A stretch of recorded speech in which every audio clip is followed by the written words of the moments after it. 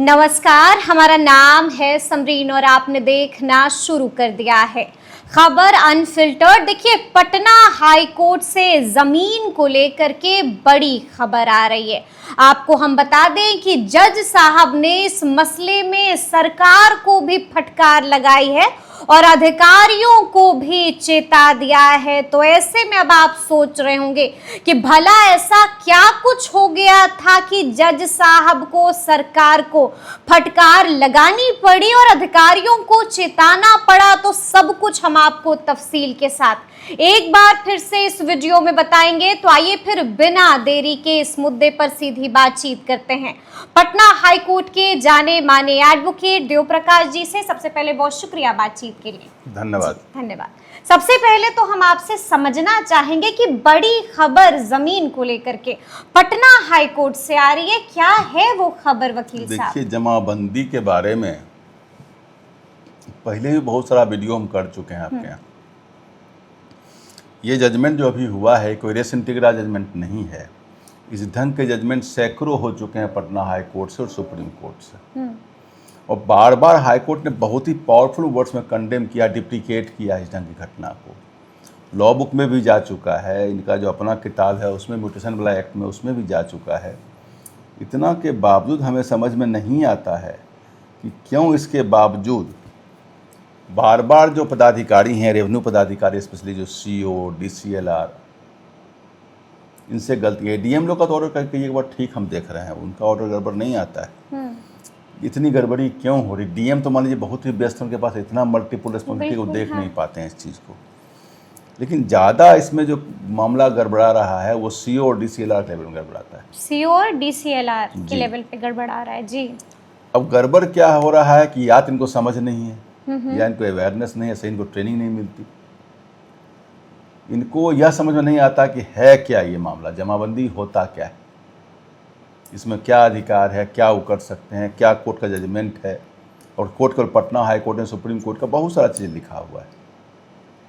आपको थोड़ा सा मोटा मोटी रफ व्यू दे देते हैं कि जब सर्वे होता है तो एक मैप बनता है। ठीक है। अपने यहाँ पहले कैडेस्ट्रल सर्वे हुआ था लॉर्ड कॉर्नवालिस के रिजिम में, जो 1894-95 शुरू हुआ, 1920 से कैसे उसके आगे तक चलता रहा। उसको कहते हैं CS सर्वे, कैडेस्ट्रल सर्वे। देश जब आज़ाद हुआ था, आज़ाद होने के बाद बिहार सरकार ने अपना फिर सर्वे करवाया। उसको हम लोग कहते हैं रिविजनल सर्वे। रिविजनल सर्वे लगभग 1980, 81, 85 बहुत तक चल ही रहा है। 7-8 जिला में तो हुआ भी नहीं। और उसके बाद एक कंटिन्यूअस सर्वे तो जो बाद में कई एक बार आते चला जा रहा है। बिल्कुल। तो सर्वे में एक मैप बनता है। अब चूँकि यहाँ दिखाना स्क्रीन पर संभव नहीं है, मैप अगर बनता है तो मैप में प्लॉट का नंबरिंग होता है, 1 2 3 4 5 6 8 9 20 22 25 जो भी हुआ, केवल नंबरिंग होकर रह जाता है। उसके बाद एक बनता है रजिस्टर 1, जिसको हम खतियान भी कहते हैं, ROR भी कहते हैं, रिकॉर्ड ऑफ राइट्स। अच्छा, ROR अधिकार का रजिस्टर का, जमाबंदी, उसी जमाबंदी का ये वर्चुअली रजिस्टर का ही हिंदी जमाबंदी।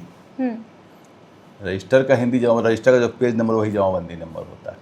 उसमें लिखा जाता है कि प्लॉट नंबर के ओनर का नाम, उनका ये प्लॉट नंबर है, ये खाता नंबर है, ये मौजे नंबर है, ये खसरा नंबर है, ये रकबा है, ये सब लिखा जाता है उसमें। उसको कहते हैं जमाबंदी। जमाबंदी जब क्रिएट हो जाती है तो उसके बाद उसका रसीद, जो रेंट रसीट है, वो जो मलगुजारी कहते हैं, वो सरकार तय करती है, और CO साहब तय करते हैं, DCLR साहब तय करते हैं। और तय करने के बाद वो जो ओनर हैं, जो धारक हैं, वो रेगुलर हर प्रत्येक वर्ष पेमेंट करते हैं। ठीक है। यही पेमेंट करने का तरीका उनको कि जमाबंदी का पेमेंट वो अपना कंटिन्यूअस करते रहे बैठ करके। जमाबंदी, अब ज़मीन तो अधिकतर ज़मीन तो आज़ादी से पहले की आ रही है।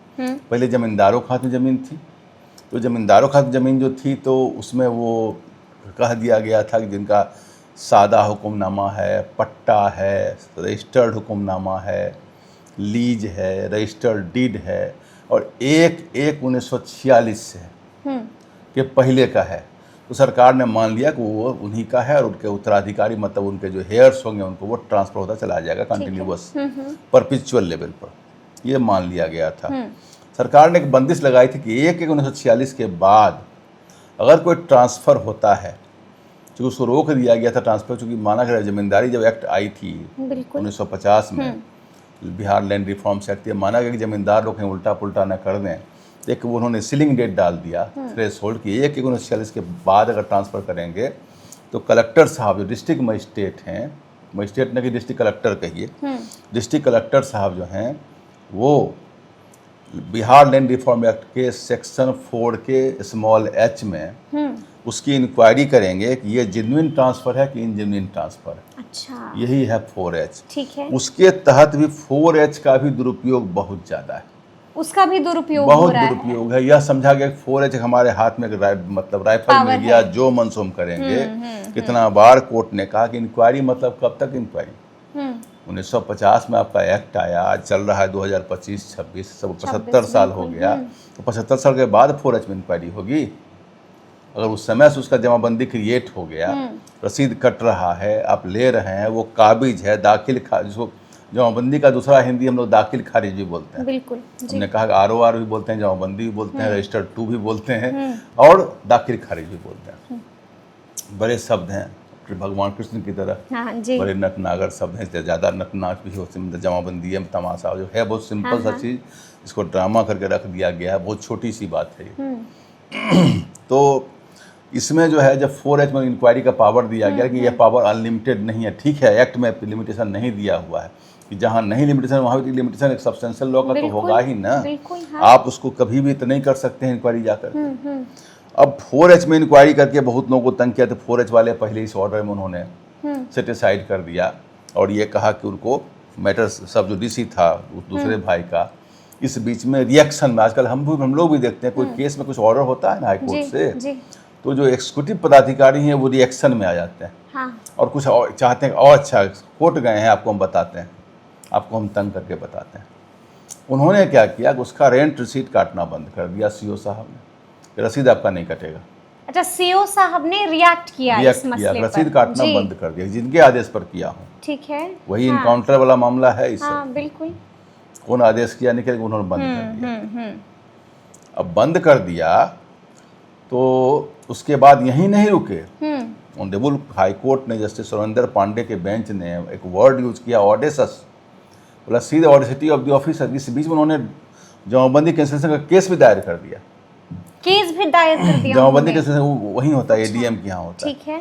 और कैंसिलेशन केस करके जमाबंदी कैंसिल भी कर दिया, और वो केस चल रहा है, रीट भी चल रहा है। तो during the pendency of the writ, ये तो ऑडेसस वर्ड तो सही यूज किया। इसको कहते हैं कि वो करके उसमें उन्होंने कहा कि जो लॉन्ग स्टैंडिंग जमाबंदी है, जो पुराना जमाबंदी है, जो 30 साल से ऊपर से चल रहा है, ठीक है, उसको आपको प्रिजम्पशन ऑफ करेक्टनेस है, उसको सही मान लेना पड़ेगा। भले आपको कहता फ्रॉडिज्म से बना लिया, गलत पेपर है, तरीका ये है, वो ठीक है, जो भी है। अब इसका जो कैंसिलेशन होगा जी, वो कैंसिलेशन होगा सिविल कोर्ट के द्वारा, आपके द्वारा नहीं होगा। वो हाई कोर्ट ने, सुप्रीम कोर्ट ने इस पावर को सीज कर दिया है कई एक बार। ये समरी प्रोसीडिंग्स को कहता है, समरी प्रोसीडिंग एक्सिक्यूटिव प्रोसीडिंग, जैसे समरी और वारंट ट्रायल सब होता है वो अलग चीज़ है, लेकिन समरी प्रोसीडिंग मतलब एक्सिक्यूटिव ऑर्डर्स जो प्रोसीडिंग होता है, जैसे कोई AD जमाबंदी कैंसिलेशन है, या ये जो जमाबंदी क्रिएट होता है, ये सब एक्सिक्यूटिव प्रोसीडिंग है, तो समरी प्रोसीडिंग भी कहते हैं। बोला कि समरी प्रोसीडिंग के जरिए आप जमाबंदी कैंसिल 30 साल से पुराना का जमाबंदी नहीं कर सकते। आपको डाउट भी लगता है कि पेपर गड़बड़ है, कई एक ऑर्डर है, तो डाउट को, संदेह को एग्जामिन करने का आपके पास कोई मैकेनिज्म नहीं है। वो मैकेनिज्म अगर है तो सिविल कोर्ट के पास में, वही अपने प्रोसीजर से तय करेगा, तो आपको कोई अधिकार ही नहीं है। बहुत जजमेंट इस केस में, इन्होंने उस 60 साल से उसका सीट कट रहा था, जमाबंदी क्रिएटेड था आज़ादी के बाद का। आज़ादी के बाद जब प्रॉपर्टी वेस्ट हो गई बिहार सरकार में, गवर्नमेंट ऑफ बिहार में, तो उसके बाद से रसीद कट रहा। आपने एकाएक मैंने इसको कहते हैं कि आपका वो एक ऑटोक्रेटिक वर्ड भी यूज किया, ऑटोक्रेटिक वर्ड भी, कि मनमौजी कानून, आपको जो मन होगा सो स्वयंभू कानून चलाइएगा अपने हिसाब से। और आपने बंद कर दिया। ये जमीन का राइट तो कॉन्स्टिट्यूशनल राइट है, बिल्कुल सब्सटेंशियल राइट है, इसको आपने एकाएक बंद कर दिया। और बंद कर दिया तो ऑनरेबल हाई कोर्ट ने उस ऑर्डर को कहा, उसमें बड़ा सुंदर एक ऑर्डर इन्होंने जजमेंट कोट किया है। वो जजमेंट है आपको the king versus permanent others 1949 का, 1949। इसमें उन्होंने कहा कि during pendency of the proceeding matter in a superior court, अगर आप कोई डिसीजन लेते हैं केस में, that means you are exceeding your authority, अपने अधिकार क्षेत्र का उल्लंघन कर रहे हैं और आप जो है प्रीजज कर रहे हैं मैटर को। साथ में उन्होंने यह भी कहा कि आपको जिस अधिकार को सीज कर दिया गया है, ये 30 साल से ऊपर को लॉन्ग स्टैंडिंग जमाबंदी, इसको 2 बार सुन लीजिए, जिनका पुराना जमाबंदी 30 साल से ऊपर का है, उस जमाबंदी को सीओ साहब, डीसीएलआर साहब, एडीएम साहब कैंसिल नहीं कर सकते हैं। कैंसिल नहीं कर सकते हैं, एकदम बिल्कुल नहीं कर सकते हैं, नहीं पावर है उनको करने का। उनको करना है, अगर लग रहा है इफ इज सो एडमेंट कि कुछ गड़बड़ है तो you go to civil court, title suit करिए फाइल, वहां से कैंसिल होगा या नहीं होगा, लेकिन वो तय करेगा, आप तय नहीं करेंगे। ये स्पष्ट है, इसमें कहीं कोई दुविधा एम्बिग्युइटी नहीं है। यानी कि जज साहब ने खूब फटकार लगाई ये है। जानबूझ के किया, डेलिब्रेट मिस्टेक है, जानबूझ के किया हुआ गलती है, डेलिब्रेट मिस्टेक है। इसमें कोई ऐसा नहीं कि उनको पता नहीं। खैरा जमुई का जमीन है, केदारनाथ गोयनका के लड़के हैं कृष्ण गोयनका, जी, उनकी जमीन है, उनका उन्होंने, ऐसा बहुत केस है। ये निकलने के बाद केवल उनके पास फोन भी उतनों का आया है, और पहले से भी आता था कई केस, तो हम भी फाइल किए हुए हैं इसमें। तो लॉन्ग स्टैंडिंग जमाबंदी में पहले भी एक जजमेंट जस्टिस संदीप कुमार का है, अंजू कुमारी वर्सेस स्टेट ऑफ बिहार में 2023 में, उन्होंने स्पष्ट वो सुप्रीम कोर्ट के ऑर्डर को कोट करते हुए लिखा है कि लॉन्ग स्टैंडिंग जमाबंदी को अगर आपको डाउट भी है, if you have doubt, then too you can not cancel that जमाबंदी, आज वो कैंसिल नहीं कर सकते।